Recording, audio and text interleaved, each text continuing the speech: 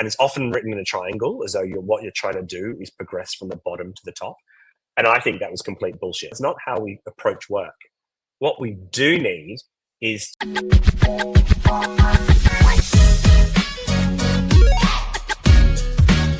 Welcome to the Redefining Sales Podcast. I'm your host, Abby White. Today we have got with us Tim Duggan. Some of you who have been following the Redefining Sales Podcast for a while might have heard some of our earlier episodes with Tim Duggan, and we have got him back with us again.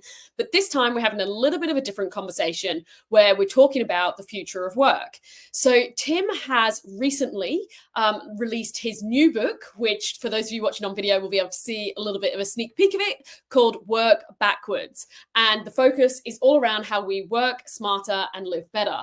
What I love about this book that Tim has written is he has done an enormous amount of research on the future of work, happiness, well-being, and really has come up with his own answer to how we actually find that magic balance. And his approach is called working backwards. He talks about the different generations and what each of us want from work. So I think for all of us, this is a really interesting conversation to have. And Tim definitely challenged some of my thinking on some of my beliefs. And I took from this conversation two angles. One is for us as leaders, how do we, with employee disengagement and silent quitting and retention and some of those challenges, how do we actually tackle some of that issue to have productive, happy, engaged employees? And so I think there's a leadership responsibility. And I think there's also the lens of my other hat of putting it on as me as an individual of how do I balance and set up my own work life, how I would like to see it for me. So I think there's two parts to this conversation for me. So as a little bit of extra background, if you've not come across Tim's work before, prior to this book, Work Backwards, he also wrote Cult Status and Killer Thinking. He is an award-winning thought leader, particularly in the entrepreneur space. He has also run and scaled his own business, Junkie Media, and is a phenomenal thinker. And for me, what I really love the most about Tim is how he challenges my thinking. He raises some really thought-provoking questions, and everything he does, all the books he writes, are so well researched in massive amounts of substance. So grab your pad, your pen, sit back and enjoy. Welcome back to the podcast, Tim Duggan. Great to have you back with us again. Thank you, Abby. I always love chatting with you. I know today is going to be no different. I think you are the first person to get invited back twice. So congratulations. I'll get you a medal. I feel very honored. And that makes me your number one regular guest. I'll happily wear that badge. Fantastic. I'm going to give you that badge. Give it with honor.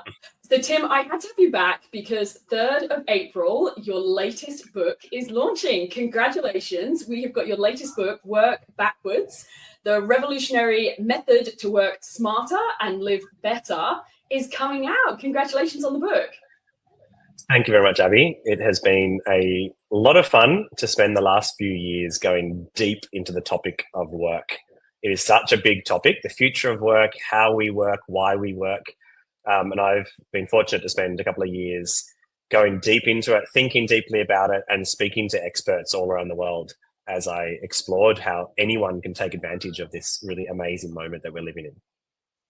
So we've got so much to unpack, and I'm just dying to know because often before people come on, I want to read the book and then quiz them about it. And because the book isn't out yet, I've not been able to. So you're going to have to give us the synopsis and the overview. And I'm even more excited because we were at a speaking event together, and I think you were putting in one of your final rounds of edits, and you were sort of chomping at the bit, quickly doing your edits. And it was like, oh, you could feel the buzz and the energy of like the upcoming launch.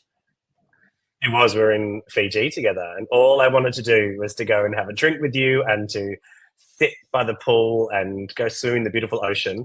And I was in my room in between talks and doing speeches at the conference, and then going back to my room because the 15th edit of my book was due back with my publisher at the time. But I'm glad that I did spend a lot of time really thinking deeply about this topic because it's probably the most important thing I've ever written about. So my first book, Cult Status, was about entrepreneurship and how to build a really strong community around your business. That was a book that's really important to a certain number of people. My second book is around creativity in the workplace, Killer Thinking.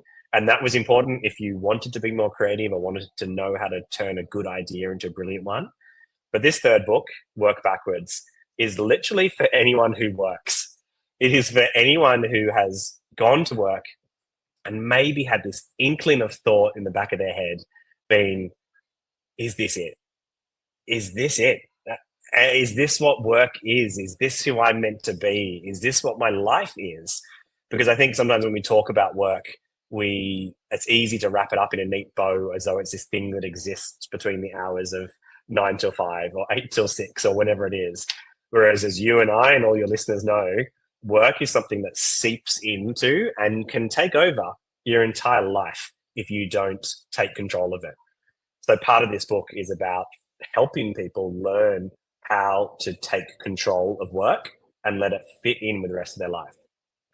So I'm really curious what inspired you to write it, because when I first saw it, being honest, I looked at Cult Status, I looked at Killer Thinking, both of which I absolutely loved, and then I looked at Work Backwards. And initially, and obviously haven't read it yet, which I'm dying to, but I was like, oh, that wasn't what I was expecting. It felt sort of a different train of thought to the previous two. What inspired the book?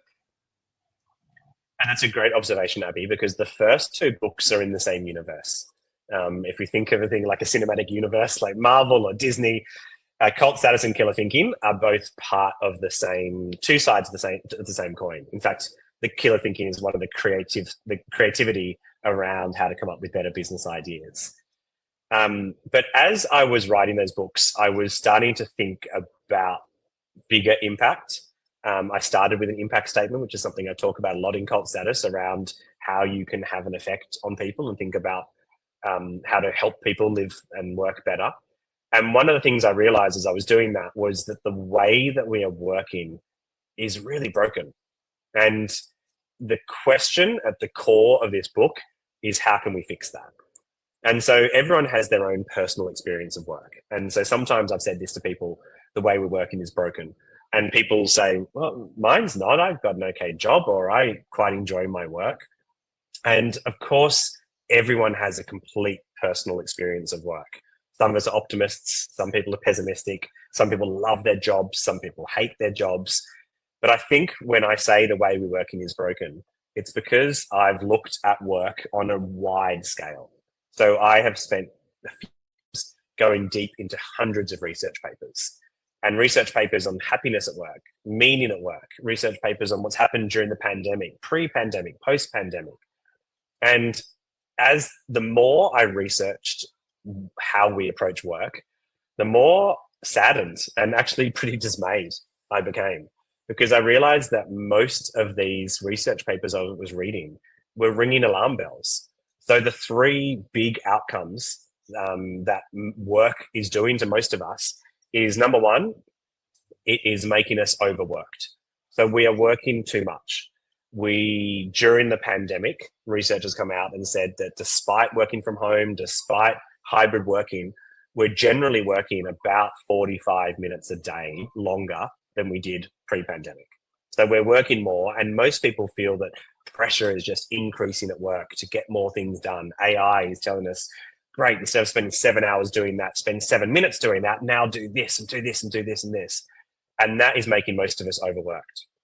The second outcome that our society is having on us is that most of us are feeling pretty disengaged with what we're doing. So the idea of finding meaning at work, I think sometimes can be a bit of a Pandora's box. And I'm certainly not the person to say that your job should fulfill you and make you this whole person. And the answer is just, all you need to do is find your calling at work, and that's going to be amazing. For most people, that's not the outcome. But most people, the majority of people, say that they are disengaged at work. They don't find real meaning there. And you don't need to find intense, life-affirming meaning. You just need to find some meaning from your job. And the third part that the effect that work is having on us, is that most of us are feeling pretty apprehensive around where it's all going. Is AI going to take my job? Am I still going to be able to work in the next 30 years, given that Sora has come out with OpenAI and is going to completely revolutionize the entire video production industry. ChatGPT is coming out and is going to revolutionize so many other industries. And almost every industry, from journalism to law to automation to hospitality, is going to be affected by AI and by technology. And a lot of people are really scared by what that's going to mean. So those three things, overworked, disengaged, and apprehensive, are three of the reasons that I wanted to dive deep in this topic and figure out, okay, how can you solve for some of those? I completely agree with that. I did not quite the same level of research, but I analyzed my notes with all the new business meetings I'd had, all the client meetings I'd had in the past couple of months to really look at common themes. And there was a real theme around feeling as if my industry is being disrupted. And, how do we respond to change? Are we apprehensive about said change? And same thing around, okay, sales is being disrupted. And if I'm a sales professional, then actually, hang on, should I be leveraging AI to do my job? Is AI going to replace me? Are people going to even need them? Sales professionals. So there was that common theme around disruption. And then there was that common theme, back to your word, around being apprehensive, around teams feeling apprehensive towards that and people needing to, do you embrace the change? Do you not? So coming back to your sort of research on that, if people are sort of nodding their head going, okay, yeah, I do feel overworked, I do feel sort of slightly disengaged, or, people manager listening and leadership listening, it's such a beast. Where do you start to unpack any shape or form of pathway forward? I'm glad you recognize how big a beast this topic is, because this was a real challenge to struggle with for a couple of years. I have the fortune of being able to, I don't work full time and I don't have kids. So two things that are a blessing to me and that are not the reality for many people. And with that time, though, I have been thinking about this and speaking to experts and traveling the world full time for the last couple of years to try and get, what is the solution to this? And the solution is not perfect. And I don't want to give anyone the illusions that they're going to read this book and all of a sudden they're going to completely change and realize, this is the solution. However, there are some ways through this. There are ways that you can resolve some of those issues. So let's talk about those three big main ones: overwork, disengagement, and apprehension. The first one on overwork. The solution to this, and I'm not the first person to say this, I'm not going to be the last, is that we need to work less. 100%. We need to spend less time on work and more time on everything else that's important to us at work. That is easier said than done. It's easier for me to stand on a pedestal and say that you should work less. However, that is the ultimate solution. And we're living through this really interesting time right now where, due to the pandemic, we have the ability to experiment with tools that we didn't have in the past couple of years.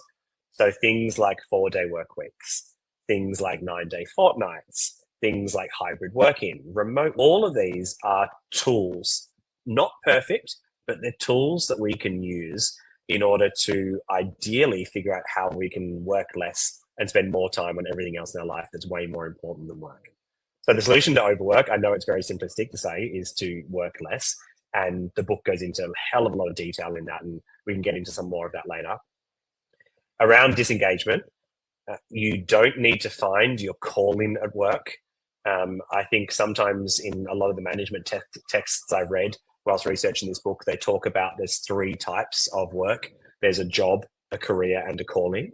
And often when that's spoken about in textbooks, it's written like a triangle with a job at the bottom, which is where you work for money, a career where you work for advancement and skills and to learn new things, and then a calling where you work for a higher purpose. And it's often written in a triangle as though what you're trying to do is progress from the bottom to the top.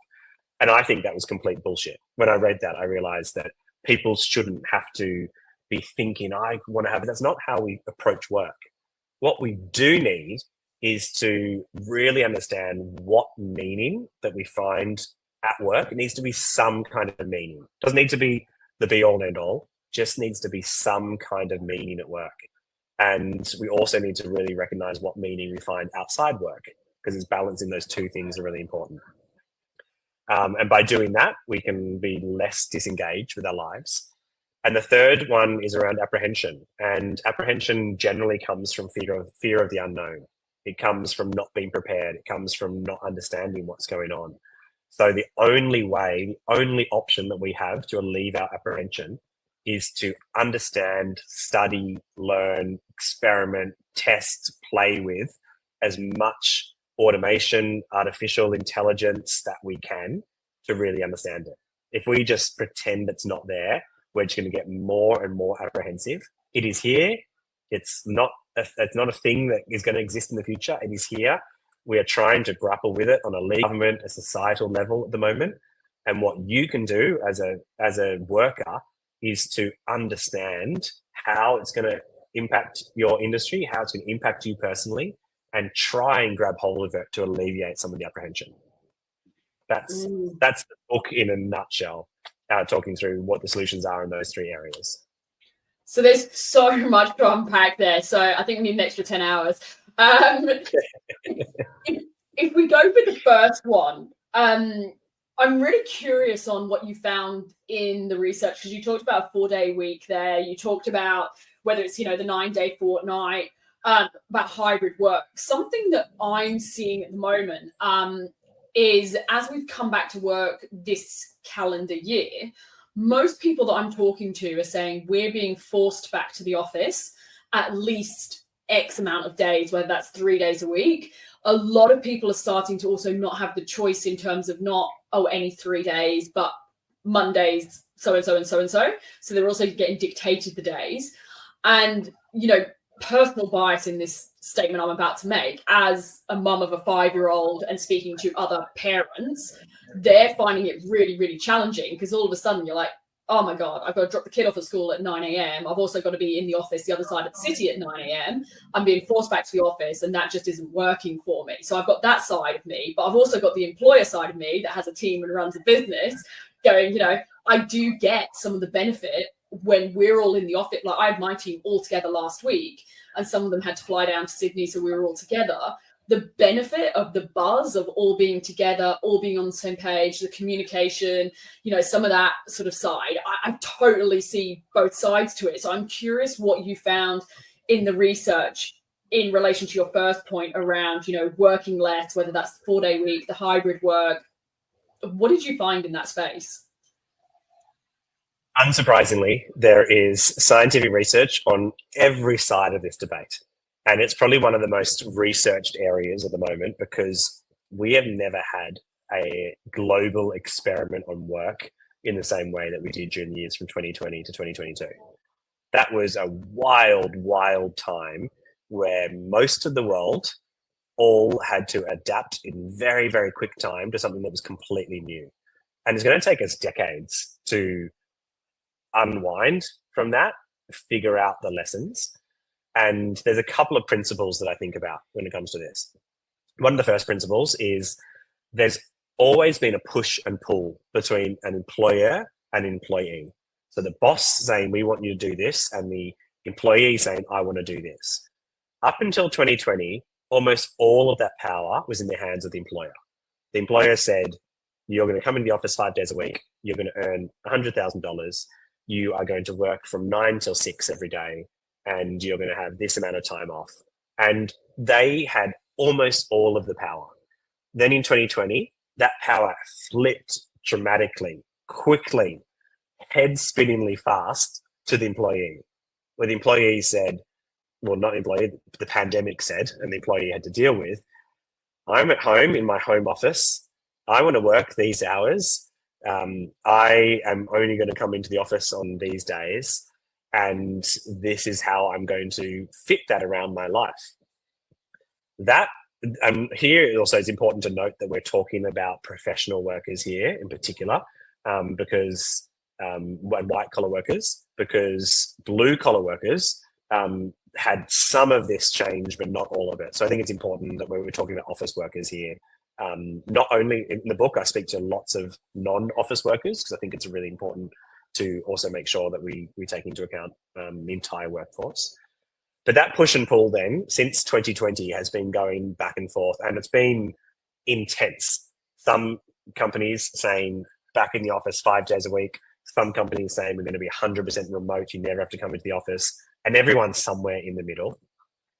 And I think that tension point is healthy because it's the first time we've actually had the ability to have this tension point.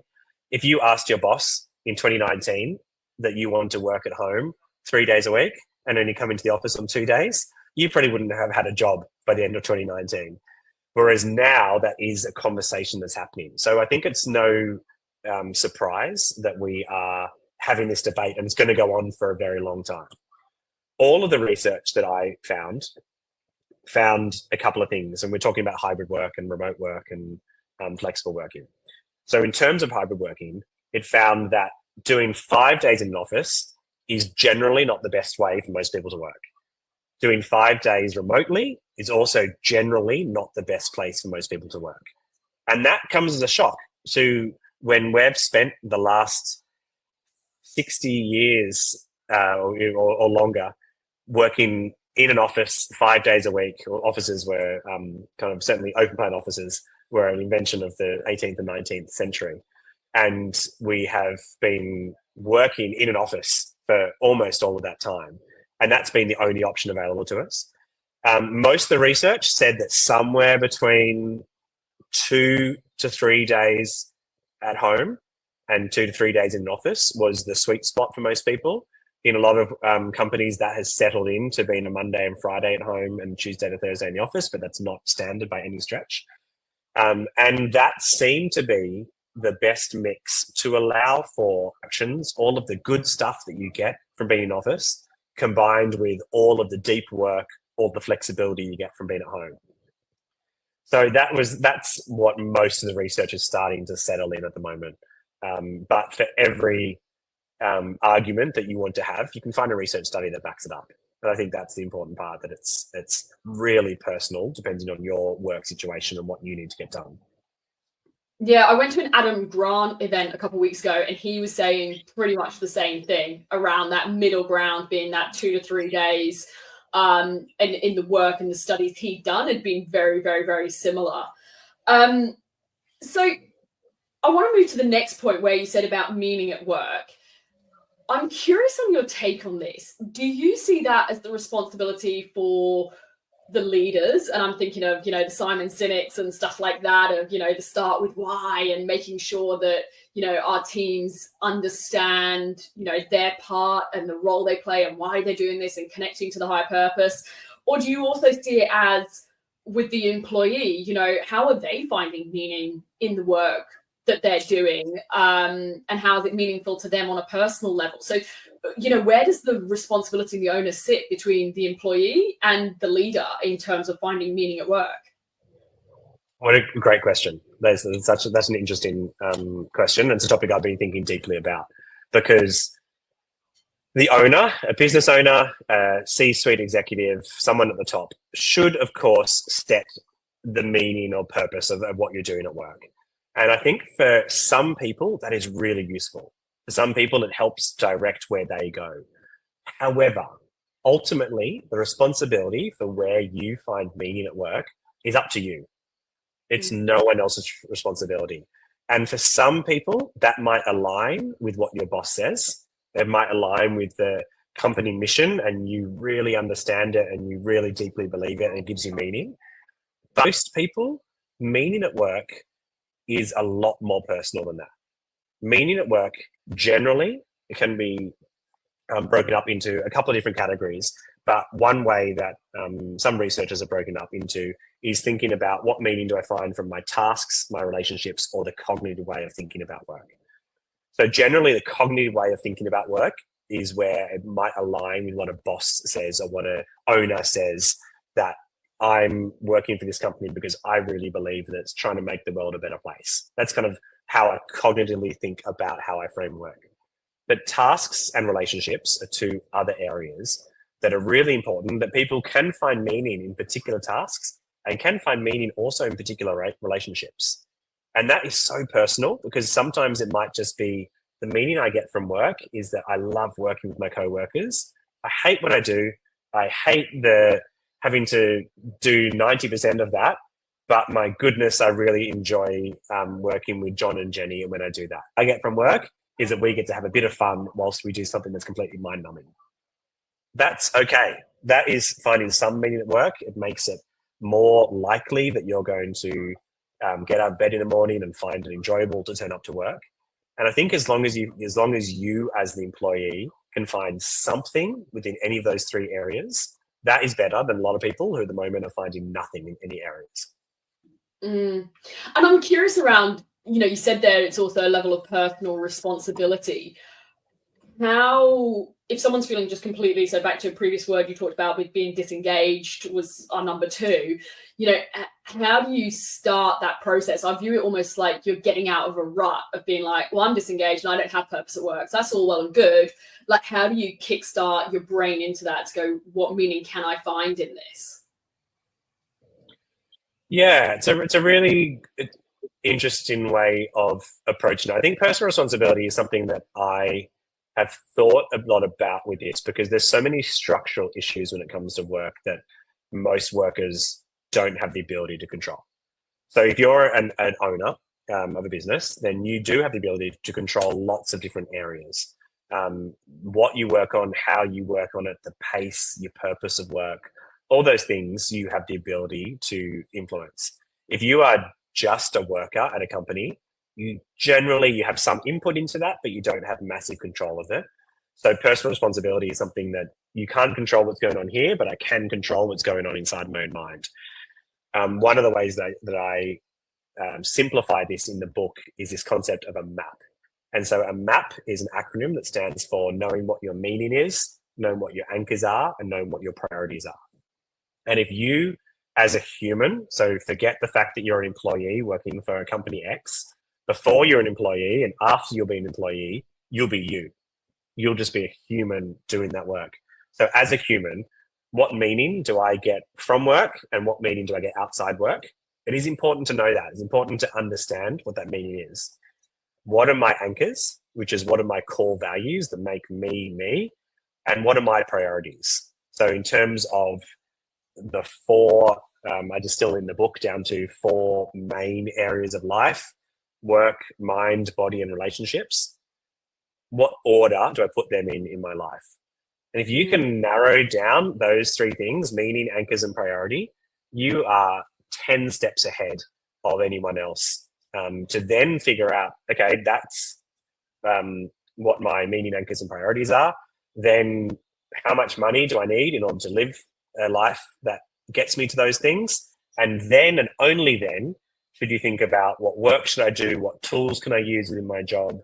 What tools are available? That's when you start talking about hybrid work and flexible work and how many days a week. But all those things are important only once you've figured out your map in the first place. Otherwise, you're just wasting time and you're using these things as masks to try and solve a problem that you don't know what you're trying to solve for. Yeah, that resonates with me. It's not quite the same process, but a friend of mine, when I sort of was making quite a decision around what to do, do I start my own business? Do I stay in corporate? What do I do? Told me almost like a spider diagram, what are all the things that are important to you? And then stop thinking about, do I want this job or do I want this role or do I want to start a business? But like, what are the things that are important to you? And start with that and then map onto it. Then, okay, well, if I was to take this role or if I was to start this business, would it give me that? And I've just made some decisions around business and we're doing a few changes of direction. And I kind of use that, my version of a map, as almost like a North Star, because I think it's a really good way to sort of step back a little bit and then consider, will it give me what I'm actually looking for in life? And I've used it for the past sort of 7-8 years since I got taught that process. It's slightly different to yours, but again, I like the concept of, stepping through a process and then making an intentional decision. I love that. And I love that you've used it. And I think it's really important, because sometimes when we think about these things and we think about work and we start talking about hybrid working, we talk about any topic, and any book that I've devoured in the past few years on work goes straight into, right, this is what it is. This is how you're going to do it. This is how to do it properly. This is how to not do it. And I think that we need to take a step back before we get there, because the way that I view all of these things are they're tools, and they're tools to help us work and live better. But to what end? If you're just using a tool, you don't know why if you haven't actually figured out at the start what you're trying to solve for, all of that is just a complete moot point. So it's very interesting that I wrote this book and it's called Work Backwards, but I actually don't talk about work until the third and last section, because normally when we think about workbooks and we start thinking about, right, let's talk about work. I talk about life in the first section. Let's talk about everything else that's outside your work, because this is way more important. Then I talk about money in the middle. I'm not a financial advisor. I don't tell people what to do with their money, but I say money is a way that shows us how we are living our life and how we want to live our life. So let's figure out what life we want to live, figure out how much money we need to do that, and then let's figure out what work we should do, or not necessarily throwing work out and starting again, how we can use some of the tools we have available to work better. And that's the concept of work backwards. We're talking about work, but let's think about work last. Life is more important. Money is important. Then work is important. Instead of the normal way that we think about things, which is we think work first, we jump straight into a job, says it's going to give us $100,000, and we have $100,000, and then we spend that on life and whatever we can do, and then comes back around to work and salary, and the whole thing is completely arse about. We're thinking about work and life in the wrong direction, and that's where the idea for Work Backwards has developed over the last couple of years.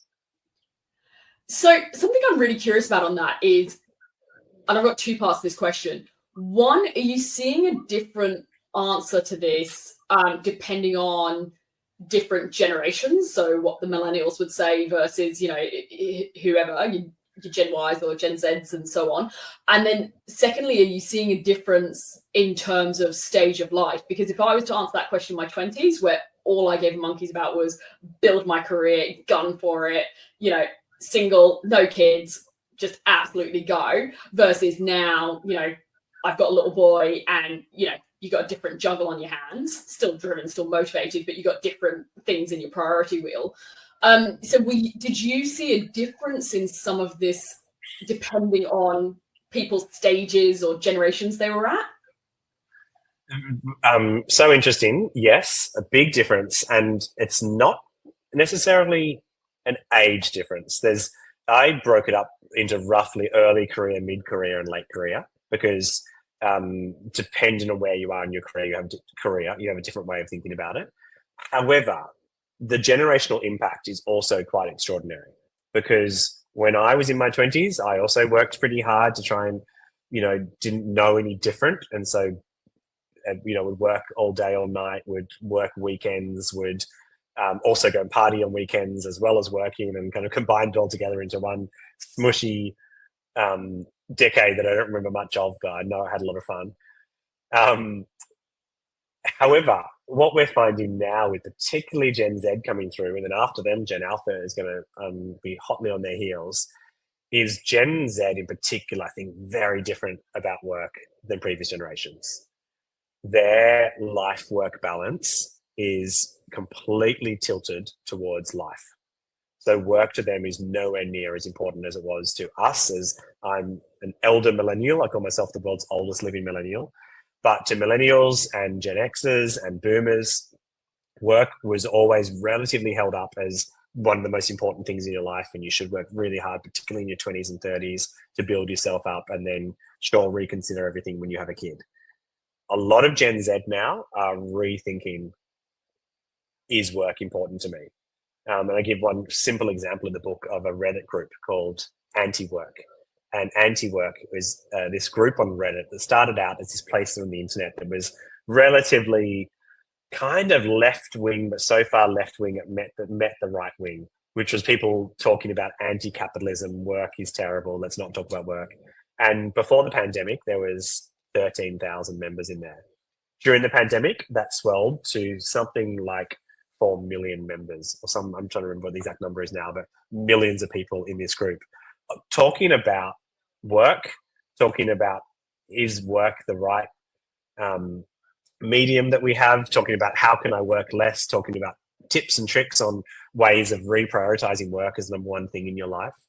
And there's a lot of Gen Zs in there in particular saying that their relationship with work is very different to their parents and even their older brothers and sisters. So there is a real generational change here. And I think it's something that's going to be fascinating to watch as it evolves over the next few decades, because the new generation coming through who are in their 20s and teens do not see work as much of a priority or as important as we did. See, that does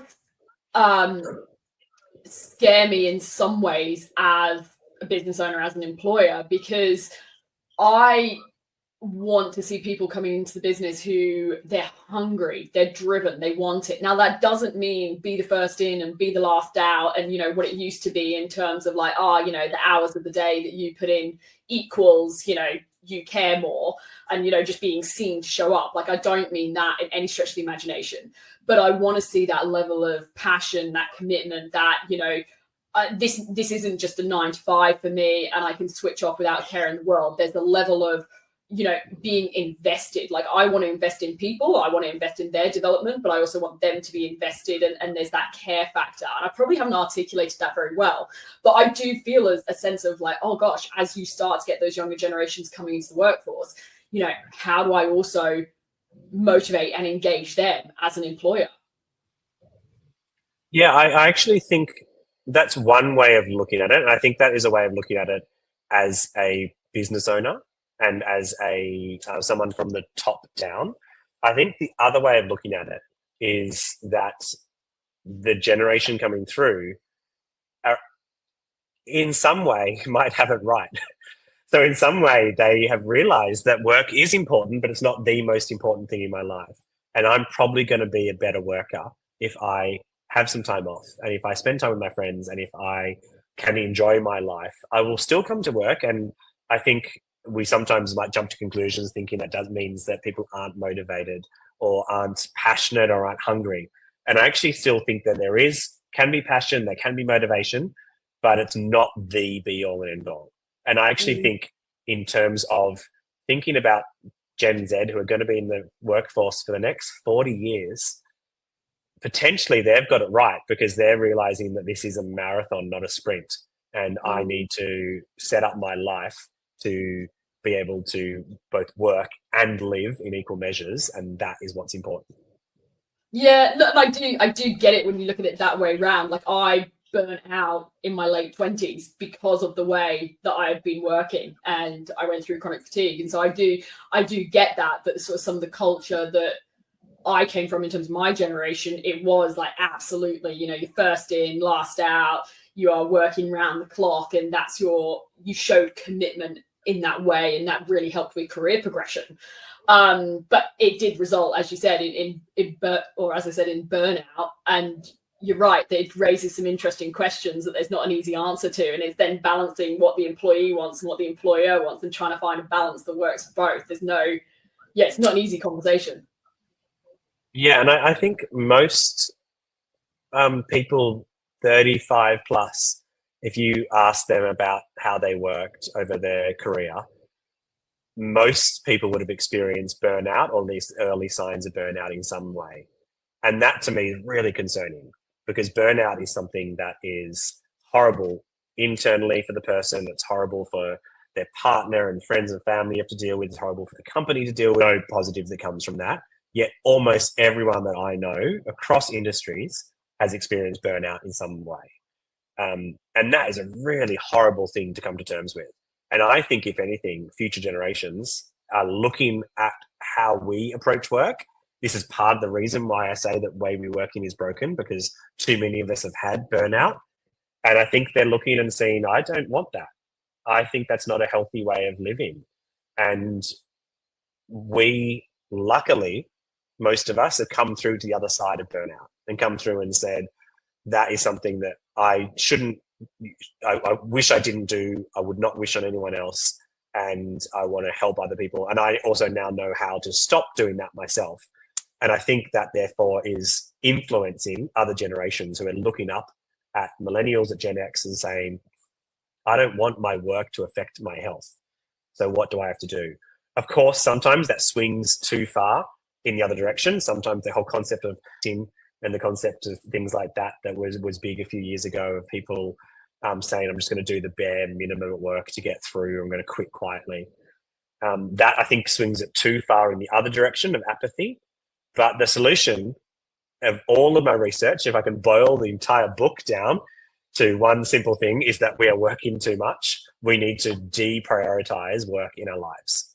And by doing that, we will be happier, healthier, more fulfilled, better workers. We will get more done. We will be more engaged with everything that we do just by deprioritizing work in our life.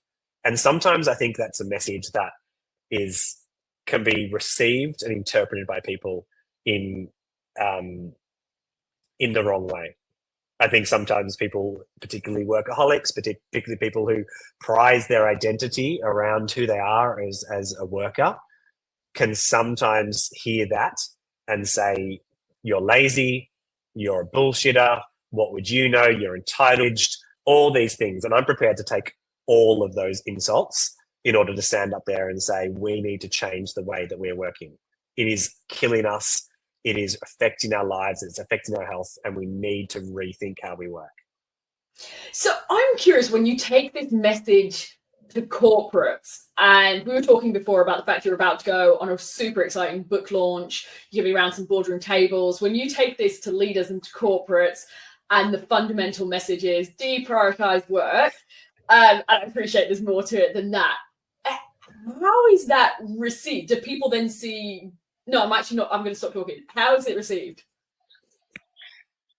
Great question. And I've taken it to some people already.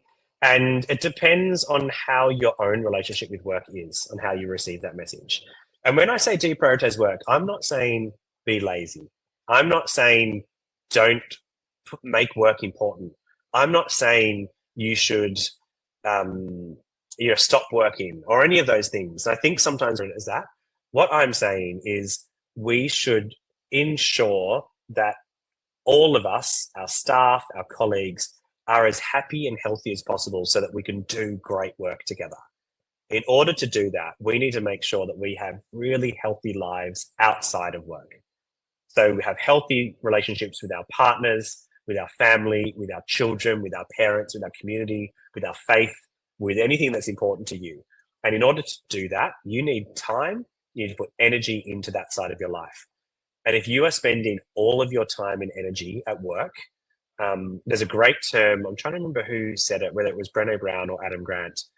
It was actually Esther Perel.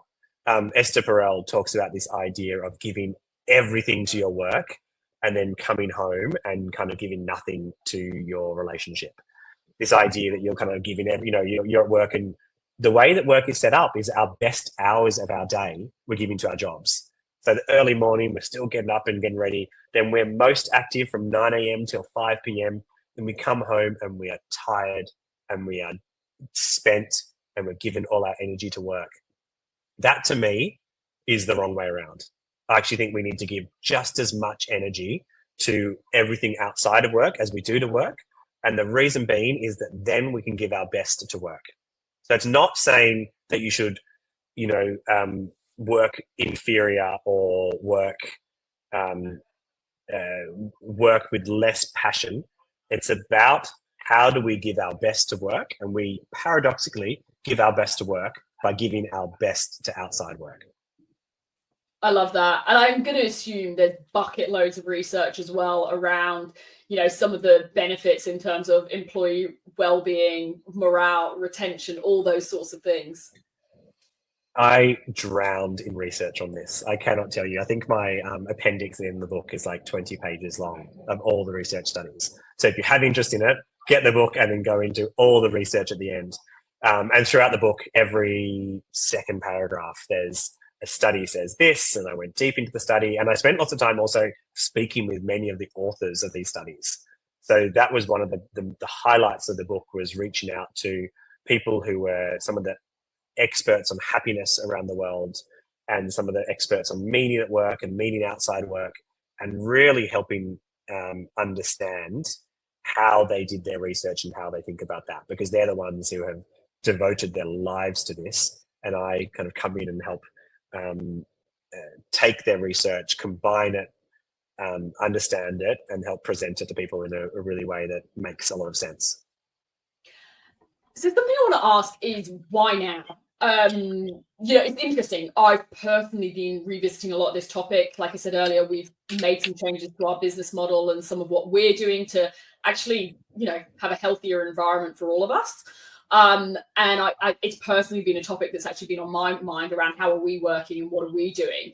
And I just considered that was because of the phase of life that I'm at, that I was revisiting that, and I'm juggling demands of, a child just started school and all the rest of it. But you talk about, this is the right moment to be having this conversation. Why now for us, as a whole? The simple answer to that is the pandemic.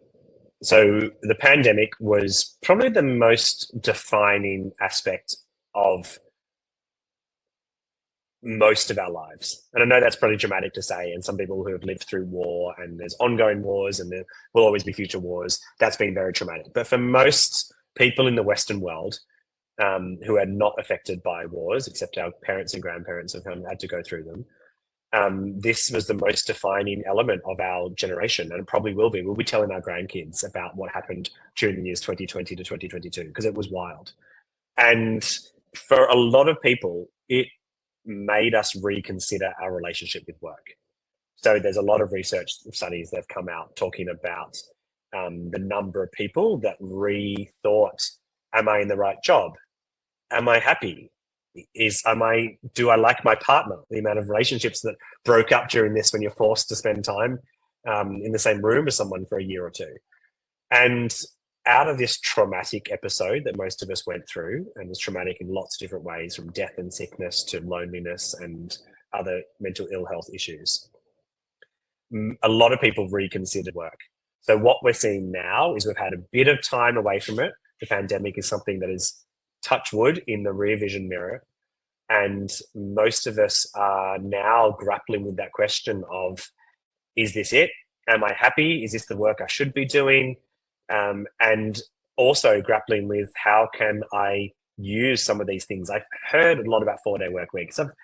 Hybrid working, yes, I've experimented with that. Remote working, sure thing. In the book, I also talk about other tools that we have, like career breaks, taking time off career, how to do meetings better. That's a tool to get back time in your life. Artificial intelligence is a tool I talk about.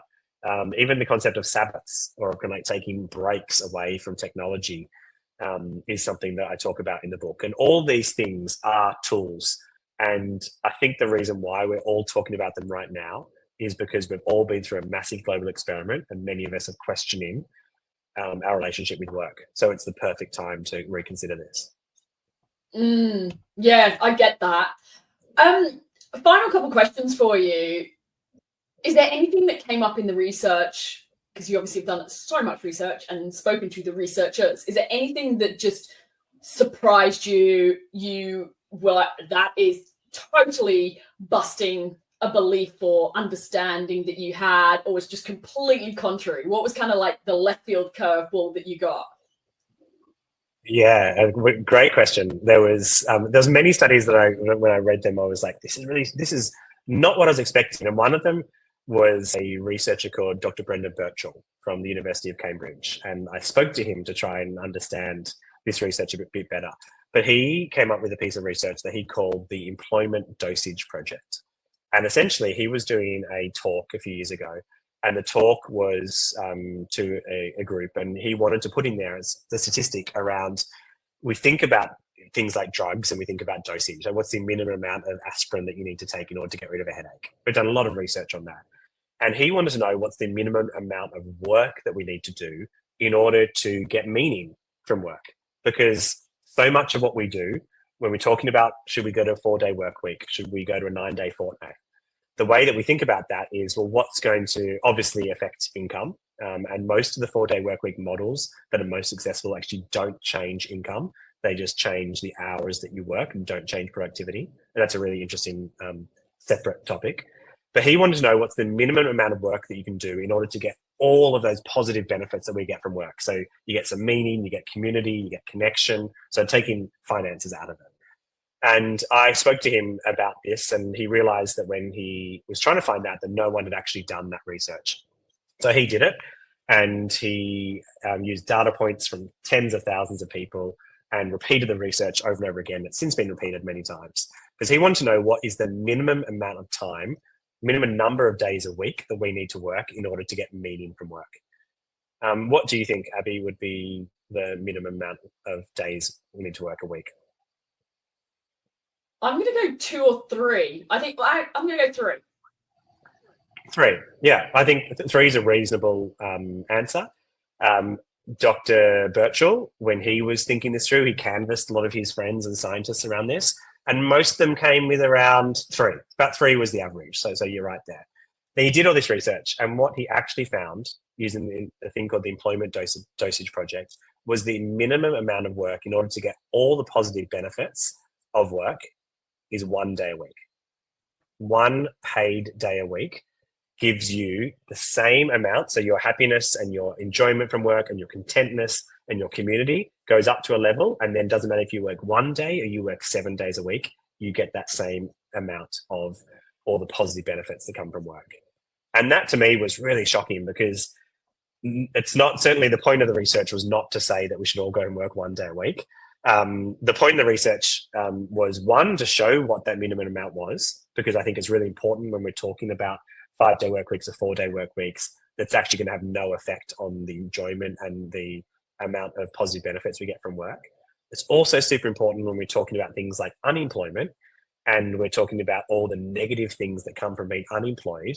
If you can employ someone and give them just 1 paid day of work a week, you all of a sudden are going to unlock so many of those positive benefits. So that to me was a really surprising outcome, and I loved that piece of research.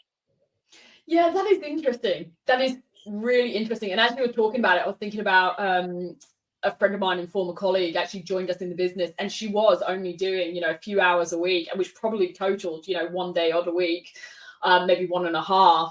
And I was actually surprised how much enjoyment she was getting out of it, and how, that helped her. So yeah, I do get that. Final question I want to ask you, if I'm allowed to ask you this, is how much has this influenced some of your own decision? Because I'd love you to share the adventure that you are on right now. I had to start this conversation with what country in the world are you in, and how you've kind of changed your life. And I'm really curious if the two are connected, or I'm just, putting 2 and 2 together around some of the change you've made around how you live your life. The two are definitely connected. And the way that I like to think about it is that my life has been a bit of an experiment since 2020. So I finished up working full-time in 2020. I, up until that point, ran a company that I co-founded called Junkie Media. We had about 60 or 70 full-time staff. That we sold the company in 2016, and I had an earn-out for a couple of years and then left in 2020.